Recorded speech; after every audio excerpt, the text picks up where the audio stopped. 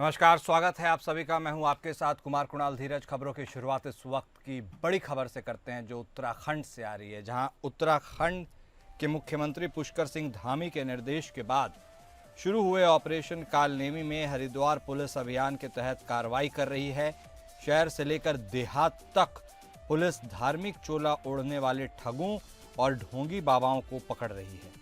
2 दिनों में हरिद्वार पुलिस ने 50 से ज्यादा ढोंगी बाबाओं को गिरफ्तार कर लिया है। इन ढोंगियों में गंगा घाटों पर भगवा चोला पहनकर घूमने वाले बाबा, सपेरे, तांत्रिक और कलियर शरीफ में आस्था के नाम पर लोगों को ठगने वाले बाबा शामिल हैं। हरिद्वार पुलिस के ऑपरेशन कालनेमी से ढोंगी बाबाओं में हड़कंप मचा हुआ है। पकड़े गए बाबाओं में से ज्यादातर लोग दूसरे राज्यों के हैं, जबकि कुछ लोग दूसरे धर्मों के भी सामने आए हैं। हरिद्वार के एसएसपी रमेंद्र सिंह डोभाल का कहना है कि ऑपरेशन कालनेमी के तहत कार्रवाई आगे भी जारी रहेगी। वहीं देवभूमि उत्तराखंड में सनातन धर्म की आड़ में लोगों को ठगने और उनकी भावनाओं से खिलवाड़ करने वाले कालनेमी रूपी साधु संत और पीर फकीरों पर कार्रवाई जारी है। इसके तहत 7 आपराधिक प्रवृत्ति वाले 66 संदिग्धों को पुलिस ने हिरासत में लेकर पूछताछ शुरू की है, जबकि कई अन्य को चिन्हित कर उनकी तलाश की जा रही है।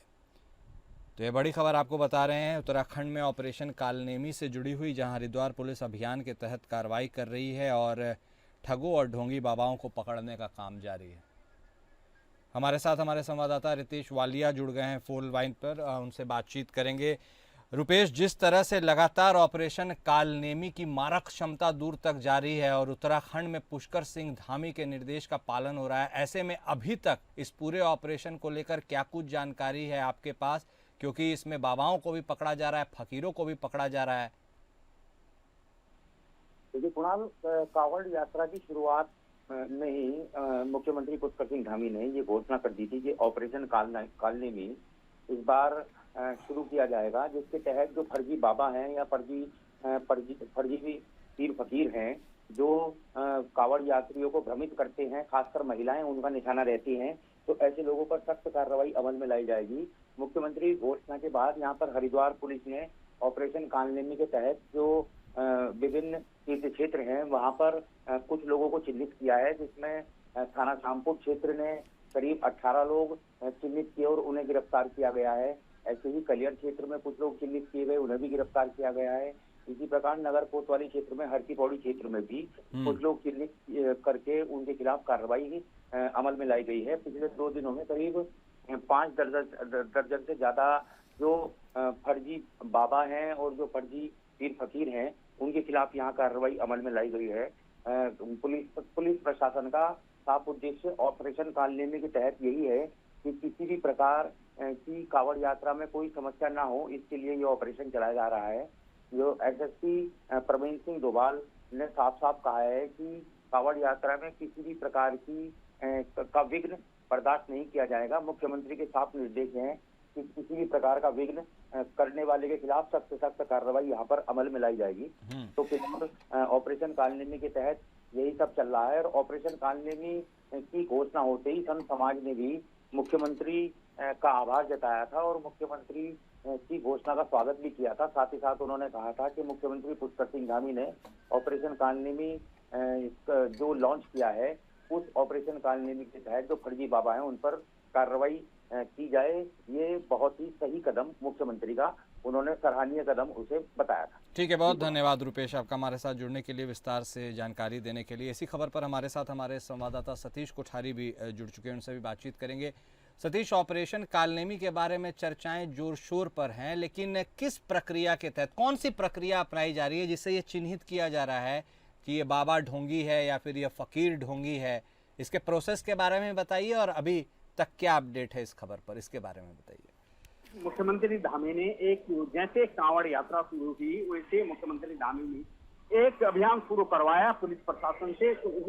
ये अभियान जो है कालनेमी, उसके तहत जो भी हुड़दंगी आते हैं या जो सिर्फ बाबा ही नहीं, जो भी हुड़दंगी भी आते हैं, ये नहीं कि बाबा ही या अन्य जो भी इस तरीके से कांवड़ के नाम पे जो इस तरीके का करते हैं, कांवड़ के नाम पे बाबा तो हमेशा ही घूमते हैं, बाबा तो फर्जी हूँ वो हूँ, लेकिन स्पेशल इस समय सावन के महीने में ये कांवड़ यात्रा के लिए स्पेशल रखा गया। अच्छा। कि जो चाहे हुड़दंगी हूँ, चाहे कोई भी डीजे फालतू लोग टूरिस्ट के कांवड़ के नाम पे जगह जगह बदनामी करवाते हैं, किसी ढाबे में तोड़ फोड़ करवाते हैं, किसी गाड़ी में तोड़ फोड़ करवाते हैं। तो इस तरीके के जो भी लोग हैं उनको धरपकड़ करना पुलिस प्रशासन बिल्कुल इस समय इस तरीके से लगा है कि जगह जगह, चाहे कॉलोनियों में हो, चाहे चौकी हो, हाईवे पे हो, जगह जगह उन्होंने बैरियर लगा रखे हैं, जगह जगह वो जांच कर रहे हैं कि किस तरीके के लोग आ रहे हैं। कांवड़ के नाम पे कोई कांवड़ को शिव भक्त के नाम पे बदनामी तो नहीं करवा रहा है कोई किस तरीके का। तो इस तरीके देहरादून में, ऋषिकेश में लगातार, मसूरी में लगातार धरपकड़ चल रही है, हर जगह धरपकड़ चल रही है और उनको पकड़ा जा रहा है। अभी लगभग 4 दिन हुए, लेकिन यहाँ पे 66 से ज्यादा लोग पकड़े गए हैं जो इस तरीके के करते हैं, और काफी जो हुड़दंग मचा रहे थे उनको भी केस किया गया है ठीक। और मुकदमा दर्ज कर दी। तो ठीक। लगातार इस तरीके की प्रोग्रेस चल रही है। ठीक है, बहुत धन्यवाद सतीश आपका हमारे साथ जुड़ने के लिए और तमाम बातचीत करने के लिए।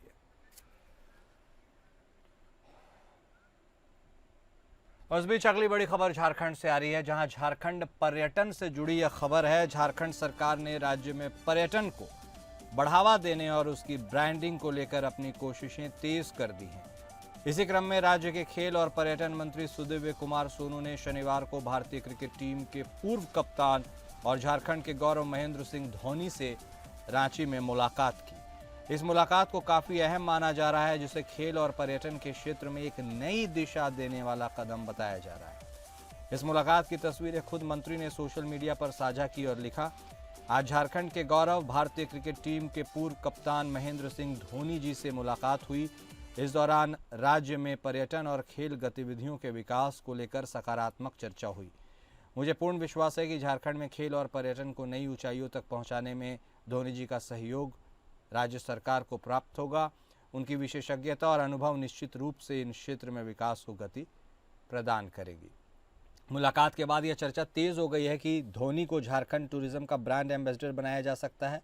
अगर ऐसा होता है तो यह राज्य की पहचान को राष्ट्रीय और अंतर्राष्ट्रीय स्तर पर मजबूती देने वाला कदम साबित हो सकता है। हमारे ब्यूरो हेड अजय सिंह हमारे साथ इसी खबर पर फोन लाइन पर जुड़ गए, उनसे बातचीत करेंगे।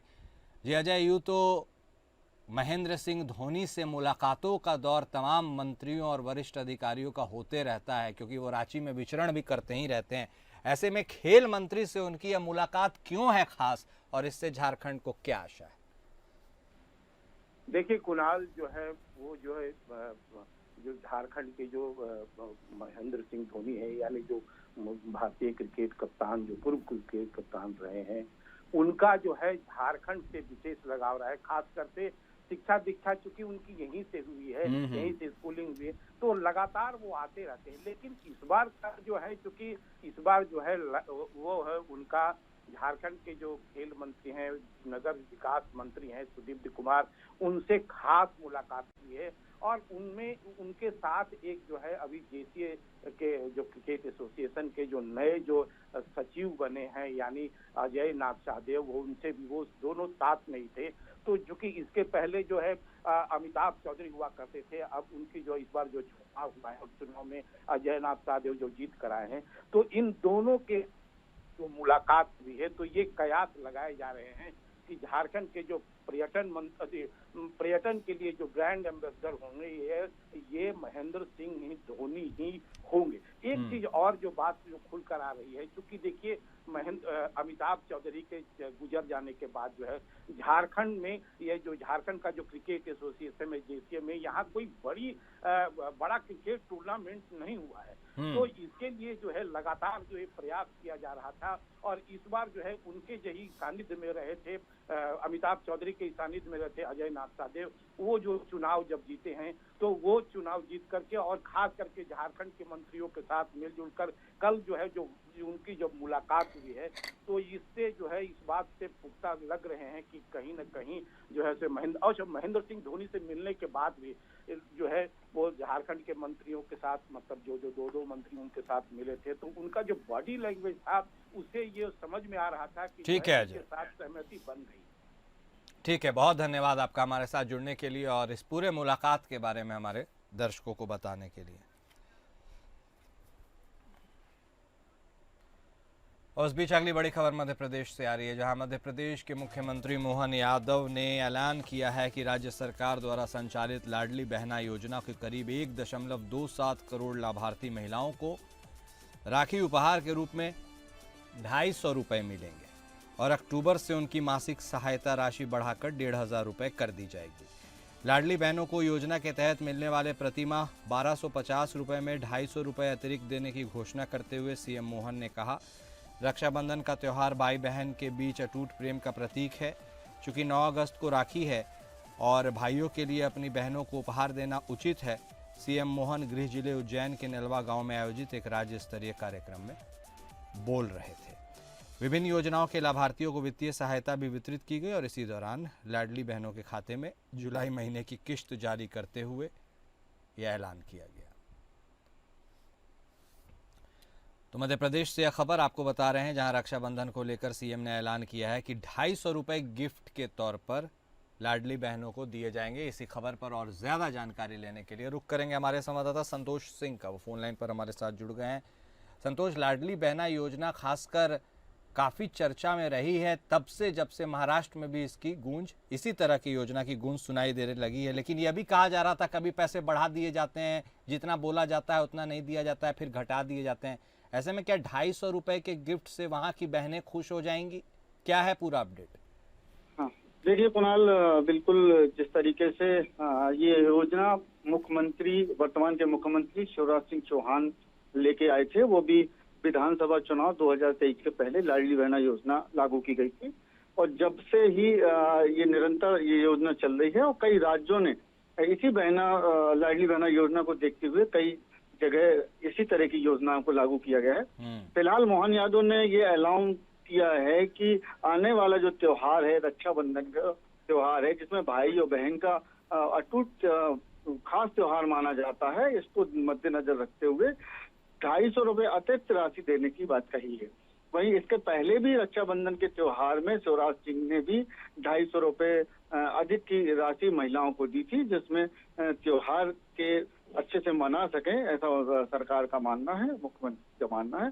फिलहाल लाडली बहना योजना एक अच्छी योजना साबित हो रही है महिलाओं के लिए। ठीक है, बहुत धन्यवाद संतोष आपका हमारे साथ जुड़ने के लिए और बातचीत करने के लिए। इस वक्त की एक और बड़ी खबर बिहार से आ रही है, जहां बिहार में जल्द ही मेट्रो परिचालन शुरू हो सकता है। राजधानी वासियों के लिए मेट्रो की सवारी का इंतजार अब अपने अंतिम चरण में है। प्रायोरिटी कॉरिडोर पर स्वतंत्रता दिवस के दिन से पटना मेट्रो का परिचालन शुरू करने के लिए जोर शोर से काम चल रहा है। खुशखबरी यह है कि पुणे से 3 ट्रकों पर मेट्रो की 3 बोगियां पटना के लिए रवाना हो चुकी हैं। इसकी पहली झलक सामने आ चुकी है। इसे काफ़ी एहतियात के साथ लाया जा रहा है। ऐसे में 10 दिन में इसके पटना पहुंचने की उम्मीद है। नगर विकास और आवास विभाग के मंत्री जीवेश कुमार ने कहा है कि रैक पहुंचने के बाद इसी माह ट्रायल किया जाएगा। अगस्त से पहली मेट्रो ट्रेन पटना में दौड़ने लगेगी। पटना मेट्रो रेल कॉरपोरेशन ने एक्स के अधिकृत अकाउंट पर मेट्रो रेक की तस्वीर साझा की है। इसमें कहा गया है कि पटना वासियों, क्या आप तैयार हैं? आपका वर्षों का सपना अब पूरे होने के करीब है। हमारे अपने मेट्रो कोच जल्द पहुंचने वाले हैं या अपने रास्ते पर हैं। यह केवल एक मेट्रो ट्रेन नहीं, हमारे शहर के विकास और तेज़ी से आगे बढ़ते बिहार का प्रतीक भी है। मेट्रो के साथ हम स्पीड, स्टाइल और स्मार्ट यात्रा के नए युग में प्रवेश करने वाले हैं। हमारे संवाददाता मोहम्मद दानिश इसी खबर पर हमारे साथ फोन लाइन पर जुड़ चुके हैं। दानिश, मेट्रो को लेकर लगातार बिहार में बात होती रही है, बहुत अरसे से काम भी चल रहा है। ऐसे में माना जाए कि अब संभवतः मेट्रो जल्द ही पटना में दौड़ने लगेगी। कब से शुरुआत हो सकती है और किस रूट पर मेट्रो का संचालन होगा? जी कुणाल, देखिए, जब ये कैबिनेट से इसलिए पास किया गया था उसी समय कहा गया था कि 2025 तक में कुछ जगह पर जो है मेट्रो की परिचालन जो चलने लगेगी। और ये संभवतः है कि मतलब 15 अगस्त से ये पहला जो ट्रेन है वो चलने लगेगी। ये पीएमआरसी का एक जो है तस्वीर भी शेयर करके उन्होंने जानकारी दी है। साथ ही साथ जो पहला है ये बेरिया बस स्टैंड की तरफ से जो है मलाही पकड़ी की तरफ जो है ये पहला चलेगा। स्वतंत्रता दिवस के दिन जो 15 अगस्त को ये शुरू की जाएगी। इसमें 3 कोच जो पटना के लिए चल चुकी, जिसमें 900 यात्रियों की क्षमता वाली ये है। और उसके बाद जो है कहीं ना कहीं जो है पटना वासियों में एक खुशी की लहर है कि जो है जल्द से जल्द जो उनके जो वो बड़े शहर में जाके वो मेट्रो का यूज करते थे, अब उनको अपने शहर में भी ये देखने के लिए मिल जाएगा। दानिश, साल के अंत में चुनाव भी हैं, तो क्या चुनाव से पहले मेट्रो को पहिए पर दौड़ाना भी सरकार के लिए चुनौती है, ताकि चुनाव के लिए जब बात की जाए विकास की तो इसका जिक्र भी किया जा सके? जी कुणाल, देखिए सबसे बड़ी बात है कि जो कुछ ही महीना बच गया है चुनाव के लिए, और अगर ऐसे में अगर मेट्रो 15 अगस्त से शुरू हो जाता है कुछ जगह पर जहां चलने लगती है, तो कहीं न कहीं लोगों में जो है एक माइंडसेट रहेगा कि हाँ विकास की कार्य जो है बढ़ती जा रही है। तो इसी पर जो है कहीं न कहीं ये जो सत्ता में अभी है उनको कहीं न कहीं फायदा हो सकता है। मेट्रो में की 3 बॉगियां आ रही हैं दानिश, जो पुणे से चली हैं, क्या यही 3 बॉगियां रहेंगी या इसके अतिरिक्त भी और बॉगी पीछे से आएंगी? अभी जो 15 अगस्त की जो लेके जो तैयारी है उसमें यही 3 बोगियां है, जिसमें 900 यात्री की क्षमता की होगी। और इसमें कुल 5 स्टेशन बनाए गए हैं। मलाही पकड़ी, केमकी चौक, भूतनाथ और 0 माइल और ISBT में इनकी की गई है। इसके बाद जो है जैसे जैसे स्टेशन की और काम जो है पूरा होता जाएगा उससे ही पीछे से मंगाई जाएगी। और भी अब बस ये भी बता दीजिए कि पटना वासियों में इस खबर को लेकर क्या असर है? पटना वासियों में साथ साथ पूरे बिहार में इसकी खुशी है, क्योंकि जितने भी लोग थे वो बड़े शहर जब जाते थे तभी इस मेट्रो का यूज कर पाते थे, दिल्ली जाते थे तभी कर पाते थे। अब जो है कि उनके अपने शहर में ही मेट्रो का ये, और खासकर जो जाम की समस्या अभी बनी हुई थी पटना में, तो कहीं ना कहीं 15 अगस्त से देखा जा रहा है कि अब जाम की समस्या जो है कम होगी। बहुत शुक्रिया आपका दानिश, हमारे साथ जुड़ने के लिए और विस्तार से इस पूरे खबर पर बातचीत करने के लिए। और अगली बड़ी खबर छत्तीसगढ़ से आ रही है। छत्तीसगढ़ से अब बड़ी खबर, उसके बारे में हम आपको बता दें, जहां बीजेपी विधायक खुशवंत की गाड़ी पर हमला हुआ है। यह हमला किया गया है और पथराव से सामने का, यानी गाड़ी के सामने के शीशे टूट गए हैं। एमएलए के हाथ में भी यह खबर आ रही है कि हल्की सी चोट लगी है। और कांग्रेस ने इस पूरे मुद्दे पर अपनी प्रतिक्रिया साझा की है। कांग्रेस ने कहा है कि न जनता सुरक्षित न नेता मंत्री। तो यह बड़ी खबर छत्तीसगढ़ से आ रही है, बेमेतरा से, जहां पर बीजेपी एमएलए पर अटैक की खबर सामने आई है। बीजेपी विधायक खुशवंत, उनकी गाड़ी पर हमला हुआ है। आगे का शीशा, जैसा कि आप तस्वीरों में भी देख सकते हैं, लेफ्ट साइड का शीशा हल्का सा वहां पर उसमें दरार है, चोट है, टूटा हुआ है। और इसी कवायद में यह भी बताया जा रहा है कि विधायक को भी हाथ में हल्की सी चोट आई है। और इस पूरे मुद्दे पर कांग्रेस ने भी अपनी प्रतिक्रिया जाहिर की है और कांग्रेस ने कहा है कि न जनता सुरक्षित है न नेता मंत्री। वाकई में हैरान करने वाली खबर है, क्योंकि भारतीय जनता पार्टी की सरकार है छत्तीसगढ़ में, और यदि उन्हीं के विधायक के काफिले या गाड़ी पर हमला हो रहा है, शीशे टूट रहे हैं, तो आम जनता तो भगवान भरोसे ही है। तो छत्तीसगढ़ की यह बड़ी खबर, लगातार हम उस पर बने हुए हैं। बीजेपी विधायक हैं, बेमेतरा में अटैक हुआ है और बीजेपी एमएलए खुशवंत की गाड़ी पर यह पथराव हुआ है। तस्वीरों में भी आप देख सकते हैं कि किस तरह गाड़ी की एक साइड में शीशा चटक गया है और इसी में उनको थोड़ी चोट भी लगी, ऐसी खबर है।